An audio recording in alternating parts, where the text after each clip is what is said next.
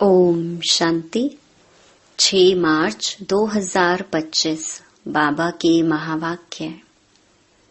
मीठे बच्चे, जैसे तुम आत्माओं को यह शरीर रूपी सिंहासन मिला है, ऐसे बाप भी इस दादा के सिंहासन पर विराजमान हैं।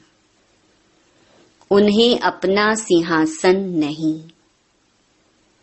प्रश्न: जिन बच्चों को ईश्वरीय संतान की स्मृति रहती है, उनकी निशानी क्या होगी? उत्तर: उनका सच्चा लव एक बाप से होगा। ईश्वरीय संतान कभी भी लड़ेंगे झगड़ेंगे नहीं। उनकी कुदृष्टि कभी नहीं हो सकती। जब ब्रह्मा कुमार कुमारी अर्थात बहन भाई बने तो गंदी दृष्टि जा नहीं सकती। गीत छोड़ भी दे आकाश सिंहासन। ओम शांति। अब बच्चे जानते हैं, बाबा ने आकाश सिंहासन छोड़कर अब दादा के तन को अपना सिंहासन बनाया है।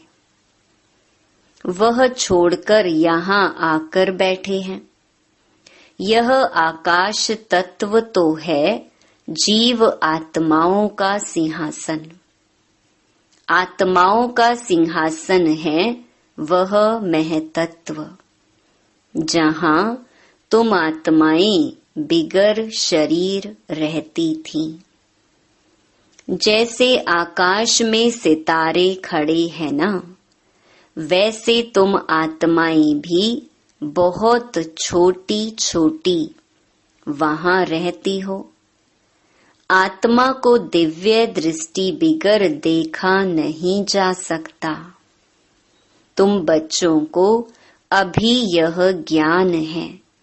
जैसे स्टार कितना छोटा है, वैसे आत्माएं भी बिंदी मिसल हैं।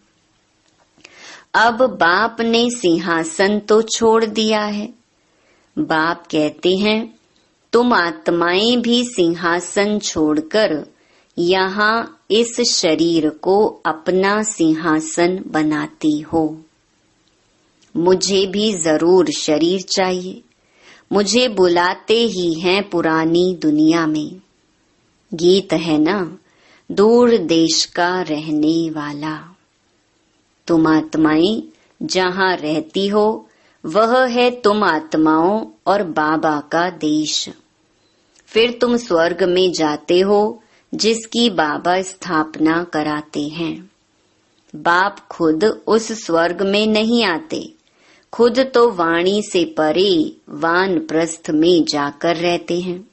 स्वर्ग में उनकी दरकार नहीं। वह तो दुख सुख से न्यारे है ना। तुम तो सुख में आते हो तो दुख में भी आते हो। अभी तुम जानते हो, हम ब्रह्मा कुमार कुमारियां बहन भाई हैं। एक दो में कुदृष्टि का ख्याल भी नहीं आना चाहिए। यहाँ तो तुम बाप के सम्मुख बैठे हो। आपस में बहन भाई हो। पवित्र रहने की युक्ति देखो कैसी है। यह बातें कोई शास्त्रों में नहीं है। सभी का बाबा एक है, तो सभी बच्चे हो गए ना। बच्चों को आपस में लड़ना झगड़ना भी नहीं चाहिए। इस समय तुम जानते हो, हम ईश्वरीय संतान हैं। पहले आसुरी संतान थे, फिर अब संगम पर ईश्वरीय संतान बने हैं। फिर सतयुग में दैवी संतान होंगे। यह चक्कर का बच्चों को मालूम पड़ा है। तुम ब्रह्मा कुमार कुमारियां हो, फिर कभी कुदृष्टि जाएगी नहीं। सतयुग में कुदृष्टि होती नहीं। कुदृष्टि रावण राज्य में होती है, तुम बच्चों को सिवाय एक बाप के और कोई की याद नहीं रहनी चाहिए। सबसे जास्ती एक बाप से लव हो जाए। मेरा तो एक शिव बाबा, दूसरा ना कोई। बाप कहते हैं, बच्चे अभी तुमको शिवालय में चलना है। शिव बाबा स्वर्ग की स्थापना कर रहे हैं। आधा कल्प रावण राज्य चला है, जिससे दुर्गति को पाया है। रावण क्या है, उसको जलाते क्यों हैं, यह भी कोई नहीं जानते। शिव बाबा को भी नहीं जानते। जैसे देवियों को सजा करके पूजा करके डुबोते हैं, शिव बाबा का भी मिट्टी का लिंग बनाए पूजा आदि कर फिर मिट्टी मिट्टी में मिला देते हैं। वैसे रावण को भी बनाकर फिर जला देते हैं। समझते कुछ भी नहीं। कहते भी हैं अभी रावण राज्य है, राम राज्य स्थापन होना है। गांधी भी राम राज्य चाहते थे, तो इसका मतलब रावण राज्य है ना। जो बच्चे इस रावण राज्य में काम चिता पर बैठ जल गए थे, बाप आकर फिर से उन पर ज्ञान वर्षा करते हैं, सबका कल्याण करते हैं। जैसे सूखी जमीन पर बरसात पड़ने से घास निकल आता है ना, तुम्हारे पर भी ज्ञान की वर्षा ना होने से कितने कंगाल बन गए थे। अभी फिर ज्ञान वर्षा होती है, जिससे तुम विश्व के मालिक बन जाएंगे। भल तुम बच्चे गृहस्थ व्यवहार में रहते हो, परंतु अंदर में बहुत खुशी रहनी चाहिए। जैसे कोई गरीब के बच्चे पढ़ते हैं तो पढ़ाई से बैरिस्टर आदि बन जाते हैं। वो भी बड़ों बड़ों के साथ बैठते हैं, खाते पीते हैं। भीलने की बात भी शास्त्रों में है ना। तुम बच्चे जानते हो, जिन्होंने सबसे जास्ती भक्ति की है वही सबसे जास्ती ज्ञान आकर लेंगे। सबसे जास्ती शुरू से लेकर तो हमने भक्ति की है। फिर हमको ही बाबा स्वर्ग में पहले पहले भेज देते हैं। यह है ज्ञान युक्त यथार्थ बात। बरोबर हम ही सो पूज्य थे, फिर सो पुजारी बनते हैं। नीचे उतरते जाते हैं। बच्चों को सारा ज्ञान समझाया जाता है। इस समय यह सारी दुनिया नास्तिक है, बाप को नहीं जानते, नेति नेति कह देते हैं। आगे चलकर यह सन्यासी आदि सब आकर आस्तिक जरूर बनेंगे। कोई एक सन्यासी आ जाए तो भी उन पर सभी विश्वास थोड़े ही करेंगे। कहेंगे इन पर बीके ने जादू लगाया है। उनके चेले को गद्दी पर बिठाए उनको उड़ा देंगे। ऐसे बहुत सन्यासी तुम्हारे पास आए हैं, फिर गुम हो जाते हैं। यह है बड़ा वंडरफुल ड्रामा। अभी तुम बच्चे आदि से लेकर अंत तक सब जानते हो। तुम्हारे में भी नंबरवार पुरुषार्थ अनुसार धारण कर सकते हैं। बाप के पास सारा ज्ञान है, तुम्हारे पास भी होना चाहिए। दिन प्रतिदिन कितने सेंटर्स खुलते रहते हैं। बच्चों को बहुत रहमदिल बनना है। बाप कहते हैं अपने ऊपर भी रहमदिल बनो, बेरहमी नहीं बनो।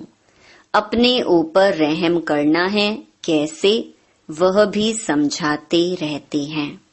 बाप को याद कर पतित से पावन बनना है।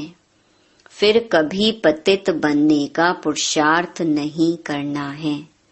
दृष्टि बड़ी अच्छी चाहिए। हम ब्राह्मण ईश्वरीय संतान हैं। ईश्वर ने हमको एडॉप्ट किया है ना। अब मनुष्य से देवता बनना है। पहले सूक्ष्म वतनवासी फरिश्ता बनेंगे। अभी तुम फरिश्ते बन रहे हो। सूक्ष्म वतन का भी राज बच्चों को समझाया है। यहाँ है टॉकी, सूक्ष्म वतन में है मूवी, मूल वतन में है साइलेंस। सूक्ष्म वतन है फरिश्तों का। जैसे घोस्ट को छाया का शरीर होता है ना, आत्मा को शरीर नहीं मिलता है तो भटकती रहती है। उनको घोस्ट कहा जाता है। उनको इन आँखों से भी देख सकते हैं। यह फिर हैं सूक्ष्म वतनवासी फरिश्ते। ये सब बातें बहुत समझने की हैं। मूल वतन, सूक्ष्म वतन, स्थूल वतन, इनका तुमको ज्ञान है। चलते फिरते बुद्धि में यह सारा ज्ञान रहना चाहिए। हम असुल मूल वतन के रहवासी हैं। अभी हम वहां जाएंगे वाया सूक्ष्म वतन। बाबा सूक्ष्म वतन इस समय ही रचते हैं। पहले सूक्ष्म फिर स्थूल चाहिए। अभी यह है संगम युग। इनको ईश्वरीय युग कहेंगे, उनको दैवी युग कहेंगे। तुम बच्चों को कितनी खुशी होनी चाहिए। कुदृष्टि जाती है फिर ऊंच पद पा ना सके। अभी तुम ब्राह्मण ब्राह्मणियां हो ना, फिर घर जाने से भूल नहीं जाना चाहिए। तुम संगदोष में आकर भूल जाते हो। तुम हंस ईश्वरीय संतान हो। तुम्हारी किसी में भी आंतरिक रग नहीं जानी चाहिए। अगर रग जाती है तो कहेंगे मोह की बंदरी। तुम्हारा धंधा ही है सबको पावन बनाना। तुम हो विश्व को स्वर्ग बनाने वाले। कहाँ वह रावण की आसुरी संतान, कहाँ तुम ईश्वरीय संतान। तुम बच्चों को अपनी अवस्था एकरस बनाने के लिए सब कुछ देखते हुए जैसे कि देखते ही नहीं है, यह अभ्यास करना है। इसमें बुद्धि को एकरस रखना हिम्मत की बात है। परफेक्ट होने में मेहनत लगती है। संपूर्ण बनने में टाइम चाहिए। जब कर्मातीत अवस्था हो तब वह दृष्टि बैठे। तब तक कुछ न कुछ खींच होती रहेगी। इसमें बिल्कुल उपराम होना पड़ता है। लाइन क्लियर चाहिए। देखते हुए जैसे तुम देखते ही नहीं हो। ऐसा अभ्यास जिसका होगा वही ऊंच पद पाएंगे। अभी वह अवस्था थोड़ी है। सन्यासी तो इन बातों को समझते भी नहीं हैं। यहाँ तो बड़ी मेहनत लगती है। तुम जानते हो हम भी इस पुरानी दुनिया का सन्यास कर बैठे हैं। बस हमको तो अब स्वीट साइलेंस होम में जाना है।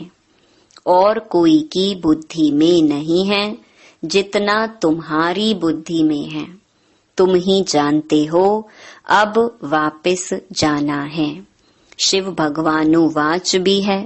वह पतित पावन लिबरेटर गाइड है। कृष्ण कोई गाइड नहीं। इस समय तुम भी सबको रास्ता बताना सीखते हो। इसीलिए तुम्हारा नाम पांडव रखा है। तुम पांडवों की सेना है। अभी तुम देही अभिमानी बने हो। जानते हो अब वापस जाना है। यह पुराना शरीर छोड़ना है। सर्प का मिसाल, भ्रमरी का मिसाल, ये सब हैं तुम्हारे इस समय के। तुम अभी प्रैक्टिकल में हो। वह तो यह धंधा कर ना सके तुम जानते हो यह कब्रिस्तान है, अब फिर परिस्तान बनना है। तुम्हारे लिए सब दिन लकी हैं, तुम बच्चे सदैव लकी हो। गुरुवार के दिन बच्चों को स्कूल में बिठाते हैं, यह रस्म चली आती है। तुमको अभी वृक्षपति पढ़ाते हैं। यह बृहस्पति की दशा तुम्हारी जन्म जन्मांतर चलती है। यह है बेहद की दशा। भक्ति मार्ग में हद की दशाएं चलती हैं, अभी है बेहद की दशा। तो पूरी रीति मेहनत करनी चाहिए। लक्ष्मी नारायण कोई एक तो नहीं है ना, उन्हों की तो डिनाइस्टी होगी ना, जरूर बहुत राज्य करते होंगे। लक्ष्मी नारायण की सूर्यवंशी डिनाइस्टी का राज्य चला है। यह बातें भी तुम्हारी बुद्धि में हैं। तुम बच्चों को यह भी साक्षात्कार हुआ है कि कैसे राज तिलक देते हैं। सूर्यवंशी फिर चंद्रवंशी को कैसे राज्य देते हैं। माँ बाप बच्चे का पांव धोकर राज तिलक देते हैं, राज्य भाग्य देते हैं। यह साक्षात्कार आदि सब ड्रामा में नूंद है। इससे तुम बच्चों को मूंझने की दरकार नहीं है। तुम बाप को याद करो, स्वदर्शन चक्रधारी बनो और दूसरों को भी बनाओ। तुम हो ब्रह्मा मुख वंशावली, स्वदर्शन चक्रधारी सच्चे ब्राह्मण। शास्त्रों में स्वदर्शन चक्र से कितनी हिंसाएं दिखाई हैं। अभी बाप तुम बच्चों को सच्ची गीता सुनाते हैं, वह तो कंठ कर लेनी चाहिए। कितना सहज है। तुम्हारा सारा कनेक्शन है ही गीता के साथ। गीता में ज्ञान भी है तो योग भी है। तुमको भी एक ही किताब बनाना चाहिए। योग का किताब अलग क्यों बनाना चाहिए? परंतु आजकल योग का बहुत नामाचार है, इसीलिए नाम रखते हैं ताकि मनुष्य आकर समझें। आखरीन यह भी समझेंगे कि योग एक बाप से लगाना है। जो सुनेंगे वह फिर अपने धर्म में आकर ऊंच पद पाएंगे। अच्छा, मीठे मीठे सिकिलधे बच्चों प्रति माता पिता बाप दादा का याद प्यार और गुड मॉर्निंग। रूहानी बाप की रूहानी बच्चों को नमस्ते। धारणा के लिए मुख्य सार। पहला, अपने ऊपर आपे ही रहम करना है। अपनी दृष्टि बहुत अच्छी पवित्र रखनी है। ईश्वर ने मनुष्य से देवता बनाने के लिए एडॉप्ट किया है, इसीलिए पतित बनने का कभी ख्याल भी न आए। दूसरा, संपूर्ण कर्मातीत अवस्था को प्राप्त करने के लिए सदा उपराम रहने का अभ्यास करना है।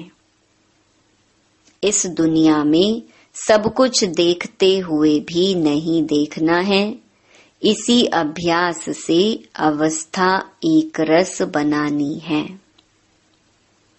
वरदान, हर कदम में पद्मों की कमाई जमा करने वाले, सर्व खजानों से संपन्न व तृप्त आत्मा भव। जो बच्चे बाप की याद में रहकर हर कदम उठाते हैं, वह कदम कदम में पद्मों की कमाई जमा करते हैं। इस संगम पर ही पद्मों के कमाई की खान मिलती है। संगम युग है जमा करने का युग। अभी जितना जमा करना चाहो उतना कर सकते हो। एक कदम अर्थात एक सेकंड भी बिना जमा के ना जाए, अर्थात व्यर्थ ना हो। सदा भंडारा भरपूर हो। अप्राप्त नहीं कोई वस्तु, ऐसे संस्कार हो। जब अभी ऐसी तृप्त व संपन्न आत्मा बनेंगे तब भविष्य में अखुट खजानों के मालिक होंगे। स्लोगन, कोई भी बात में अपसेट होने के बजाय नॉलेजफुल की सीट पर सेट रहो। मातेश्वरी जी के अनमोल महावाक्य। आधा कल्प ज्ञान ब्रह्मा का दिन और आधा कल्प भक्ति मार्ग ब्रह्मा की रात। आधा कल्प है ब्रह्मा का दिन, आधा कल्प है ब्रह्मा की रात। अब रात पूरी हो सवेरा आना है।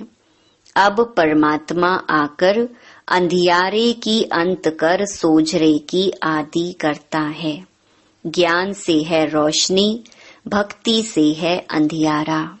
गीत में भी कहते हैं, इस पाप की दुनिया से दूर कहीं ले चल, चित चैन जहां पावे। यह है बेचैन दुनिया, जहां चैन नहीं है। मुक्ति में ना है चैन, ना है बेचैन। सतयुग त्रेता है चैन की दुनिया, जिस सुख धाम को सभी याद करते हैं। तो अब तुम चैन की दुनिया में चल रहे हो, वहां कोई अपवित्र आत्मा जा नहीं सकती। वह अंत में धर्मराज के डंडे खाए कर्म बंधन से मुक्त हो शुद्ध संस्कार ले जाते हैं, क्योंकि वहां न अशुद्ध संस्कार होते न पाप होता है। जब आत्मा अपने असली बाप को भूल जाती है तो यह भूल भुलैया का अनादि खेल हार जीत का बना हुआ है।